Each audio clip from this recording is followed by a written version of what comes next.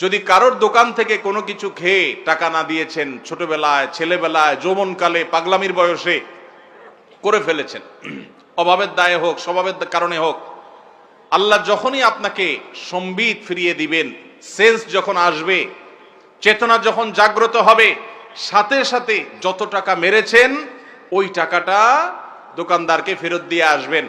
যদি স্বীকার করতে লজ্জা লাগে, স্বীকার করার দরকার নেই, দোকানদারকে বলেন যে টাকাটা আপনি পাবেন, যেভাবে হোক রেখে দেন, অথবা যে কোনো ভাবে দোকানদারের ক্যাশে টাকা আপনি দিয়ে দেন, বাস দায়মুক্ত হয়ে যাবেন। আর যদি না দেন তাহলে কিয়ামতের ময়দানে এই দোকানদার আপনার সামনে দাঁড়ায় যাবে। বহুত হজ করছেন, ওমরা করছেন, ওয়াজ শুনছেন, তাসবিহ তেলাওয়াত করছেন, মোছে তাও দিয়া যখন জান্নাতে যাওয়ার জন্য রেডি হবেন, সামনে এসে দাঁড়াবে এই দোকানদার। ও যে চা বিস্কুট খেয়ে চলে গেছে, দাও নাই। এলাকার রাজনৈতিক নেতা ছিলা, খাইতে খাইতে সব